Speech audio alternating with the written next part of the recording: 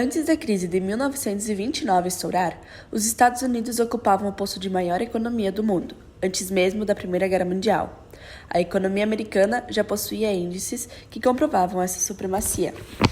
E os eventos da guerra só acentuaram a posição de potência econômica internacional. Em virtude do rápido crescimento da economia americana, a década de 1920 foi um período de grande euforia econômica, o qual ficou conhecido como Loucos Anos 20. Esse momento da história ficou marcado principalmente pelo avanço do consumo de mercadorias, consolidando a American Way of Life, o estilo de vida americana. O país responsável pela produção de 42% de todas as mercadorias feitas no mundo. Também era a maior credora e emprestava vultosas somas de dinheiro para nações europeias. Em processo de reconstrução. Com esse quadro, os Estados Unidos viviam um momento de pleno emprego e rápido crescimento industrial. Entre 1923 e 1929, possuíam uma taxa média de desemprego de 4%. A produção de automóveis no país aumentou 33%. O número de indústrias instaladas no país aumentou por volta de 10%. E o faturamento do comércio quintuplicou. Por causa do boom econômico e da onda euforia, as pessoas passaram a investir de maneira intensa no mercado financeiro, disparando a especulação monetária.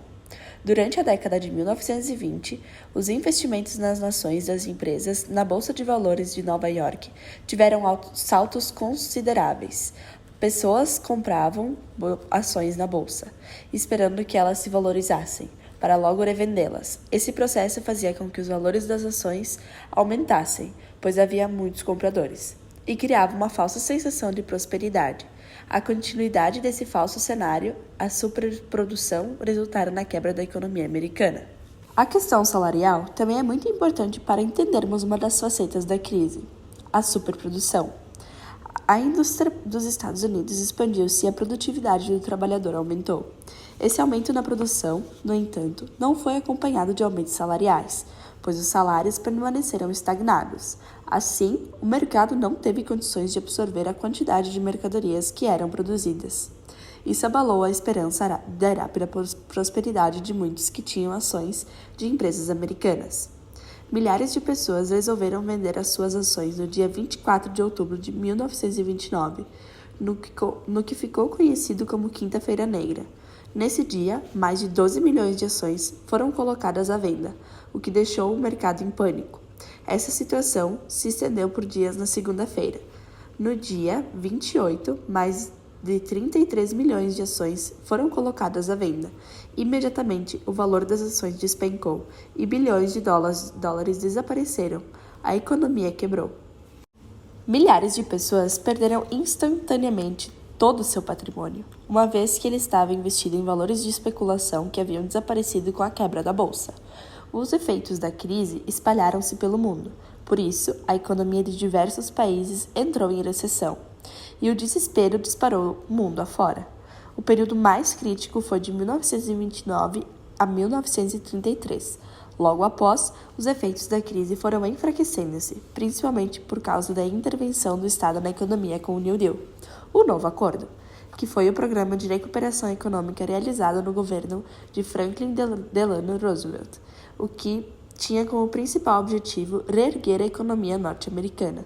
O programa pretendia ampliar as intervenções do Estado na economia, ao regular as transações econômicas, a produção, como também realizar obras públicas para estimular a criação de empregos. O Brasil também sentiu os impactos da crise. A área que sofreu mais foi a produção do café, o principal produto de exportação do país. O Brasil era responsável por cerca de 70% do café comercializado no mundo, e o principal consumidor da nossa mercadoria eram os Estados Unidos. Com a recessão, o café estagnou-se no mercado brasileiro e o preço do produto despencou. Os cafeicultores tiveram prejuízos gigantescos. Depois da Primeira Guerra Mundial, durante os anos de 1919 e 1921, os Estados Unidos passou por um período de adaptação, mas nos anos seguintes houve fortalecimento da indústria. Esse desenvolvimento proporcionou um período de prosperidade e melhoria na qualidade de vida. Essa prosperidade se refletia na abertura de estradas, na construção de moradias, no crescimento das cidades e no aumento da aquisição de automóveis, telefones e dentre outros produtos. O aperfeiçoamento de máquinas e equipamentos contribuiu para o aumento da produção industrial nos Estados Unidos.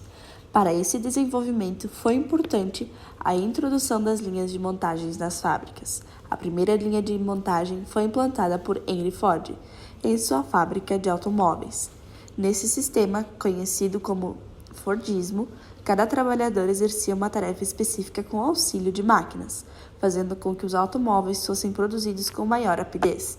Além disso, por acreditar que trabalhadores bem pagos também eram bons consumidores, ele ofereceu aos seus funcionários um salário relativamente alto. Com essas médias, Ford conquistou trabalhadores mais empenhados e disciplinados em suas tarefas, e acabou contribuindo para a maior circulação de dinheiro no país.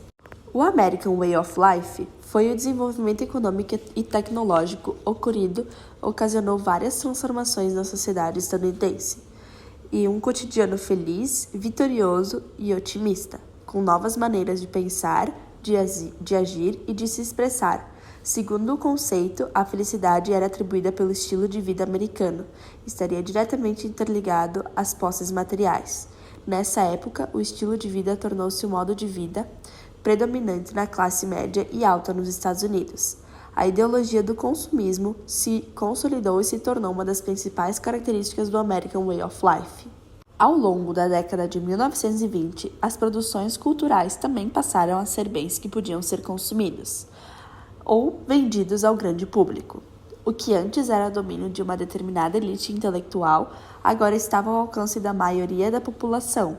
Para designar esse tipo de produção cultural, criou-se o termo cultura de massa, ou seja, a produção cultural voltada à satisfação do grande público. Muitos produtos da cultura de massa, como filmes, músicas e livros, tinham como objetivo informar e proporcionar momentos de lazer e entretenimento à população em geral. Os meios pelo qual a cultura de massa difundia-se eram jornais, revistas, rádio e cinema, conhecidos também como mass media, meios de comunicação de massa. Houve também mudanças nos padrões de beleza e de comportamento nesse período, inspirados nos astros de cinema. As mulheres buscavam ter maior liberdade na década de 1920. Muitas mulheres passaram a usar roupas mais ousadas, cabelos curtos, dirigiam automóveis, trabalhavam fora de casa, ou seja, tinham hábitos que causavam espanto às pessoas mais conservadoras. Os homens, por sua vez, estavam sempre barbeados, com cabelo curto e bem penteados, vestindo roupas mais descontraídas do que usadas no século anterior. Foi nessa época que a preocupação com boa forma física tornou a prática de esportes comum entre os jovens. Estados Unidos e a intolerância pós-guerra. No decorrer de 1920, o movimento nacionalista ganhava força, um movimento que era caracterizado pela grande intolerância a tudo que não fosse genuinamente americano. Foi manifestado através de proibições, além de um forte preconceito com católicos, imigrantes judeus e negros. Esses eram vistos como anti-americanos. Racismo da Ku Klux Klan. A Ku Klux Klan foi uma organização que foi criada no século XIX, que acabou se tornando um grupo terrorista onde negros, judeus e imigrantes eram perseguidos, espancados e assassinados nos Estados Unidos. Essa organização ficou conhecida por enforcar suas vítimas e também por incendiar casas habitadas por pessoas negras. Proibição das bebidas alcoólicas. Foi aprovada em janeiro de 1920, conhecida como Lei Seca, após uma intensa campanha dos setores mais tradicionalistas da sociedade, onde qualquer bebida com mais de 0,5% de teor alcoólico seria considerada intoxicante, por isso seria proibida. Porém, a ideia contribuiu para o aumento de estabelecimentos que vendiam bebidas alcoólicas clandestinamente, onde vários gangsters criminosos enriqueciam-se com essa venda ilegal. Socialismo na União Soviética. Enquanto os países capitalistas atravessavam um período de dificuldades decorrentes da Grande Depressão, a União Soviética procurava atingir as metas estabelecidas pelos planos quinquenais, lançados pelo governo soviético na década de 1920. Eles estipulavam metas de desenvolvimento em setores considerados prioritários, como a produção de energia elétrica, máquinas pesadas e armamentos, além da mecanização da agricultura. A agricultura foi coletivizada com a junção das pequenas unidades agrícolas, formando grandes áreas de agricultáveis. buscando diminuir os custos da mecanização. Nesse processo, a burguesia rural foi eliminada, criando-se um proletário agrícola a serviço do Estado. Com o controle total da produção, a distribuição de alimentos, o governo pôde direcionar os produtos para exportação, gerando divisas, moedas usadas em transações comerciais, que foram utilizadas na compra de máquinas e na contratação de técnicos ocidentais. Uma das consequências da estatização da economia foi a crise de uma imensa burocracia estatal, responsável pela administração dos empreendimentos industriais e agrícolas do país. Os planos quinquenais aceleraram a industrialização da União Soviética, à custa dos esforços dos trabalhadores, que deviam cumprir metas rigorosas de produção. Em 1939, às vésperas da Segunda Guerra Mundial, a União Soviética já era uma potência industrial militar.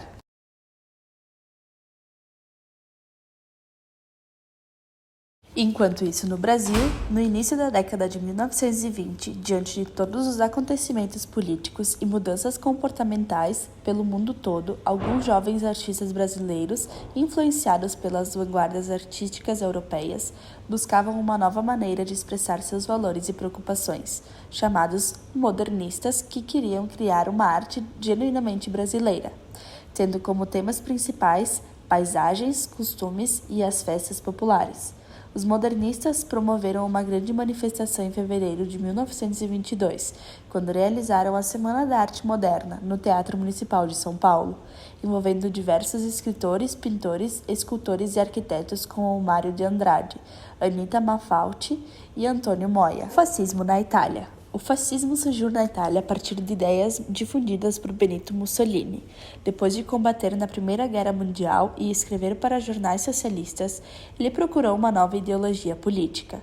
De acordo com essa ideologia, chamada fascismo, a solução aos problemas sociais dos países desestruturados após a guerra seria a adoção de alguns princípios básicos, como o nacionalismo, tendências ao racismo e à xenofobia, a militarização, com um governo autoritário e expansionista, e o corporativismo, sistema que os sindicatos e trabalhadores não substituídos por corporações submetidas a controle do Estado, das quais participam operários e patrões.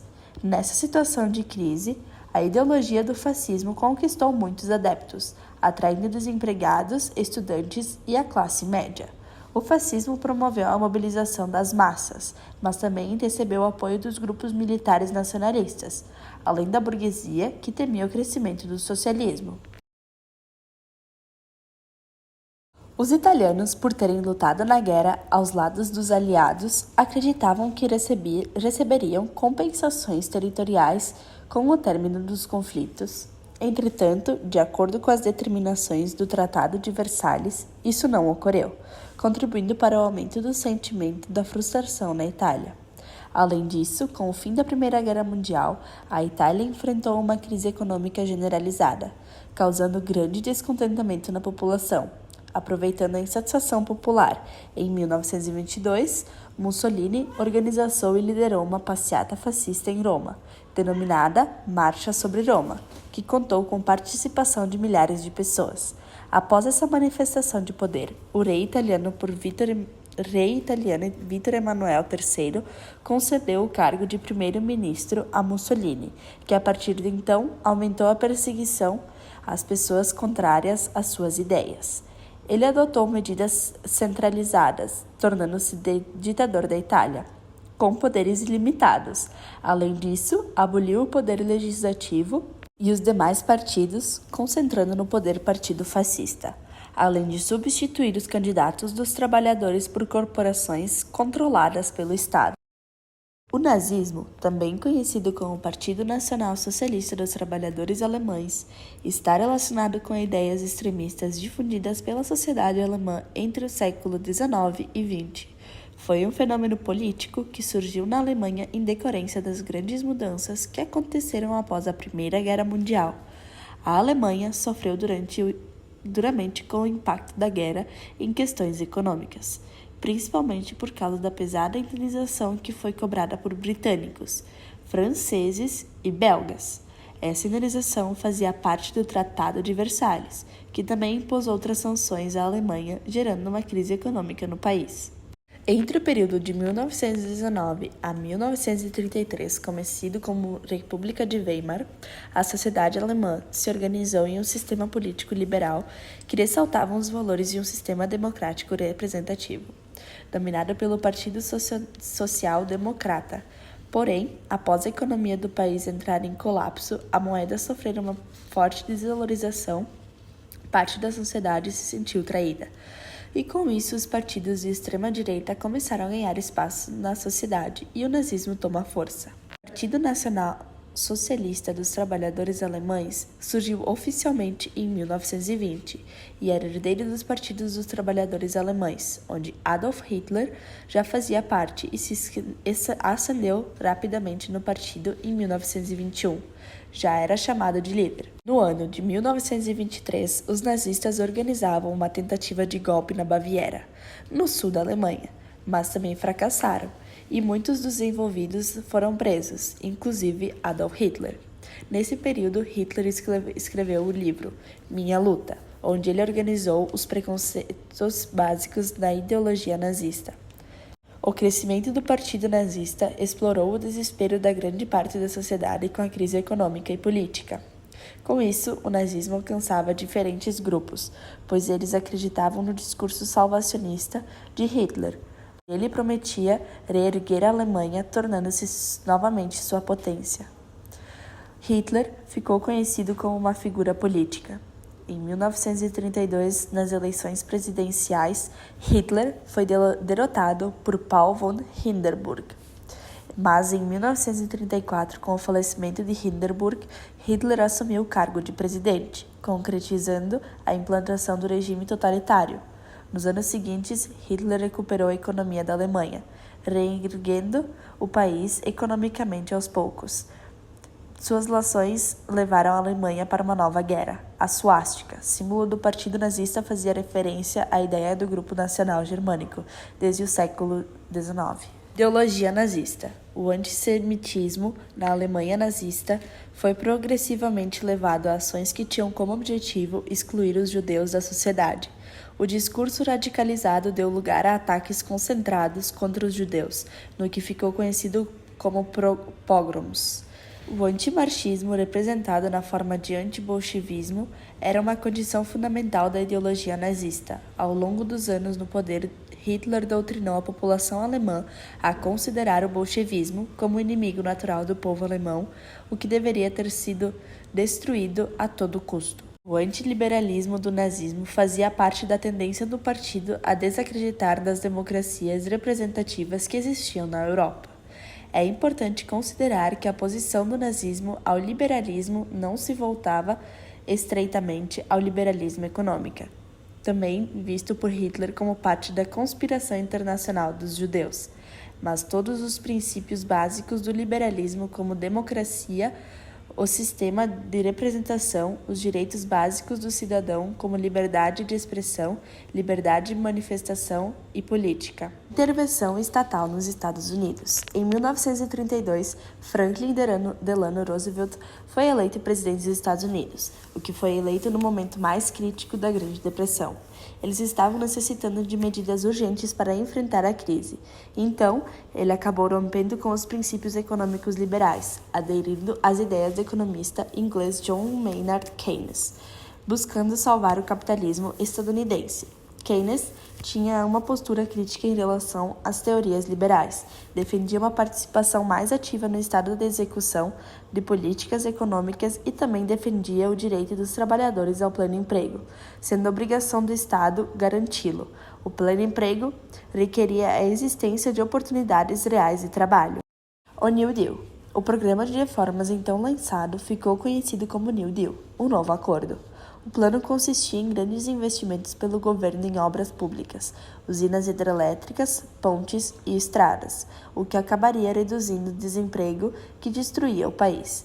E então, o governo também promoveu o financiamento de produção agrícola industrial, ajudando os produtores rurais que haviam hipotecado suas propriedades e as indústrias que não tinham como quitar suas dívidas. Essa ajuda veio acompanhada da interferência do Estado no mercado, com a liberdade sindical, a redução da jornada de trabalho sem diminuição de salários, o estabelecimento do salário mínimo.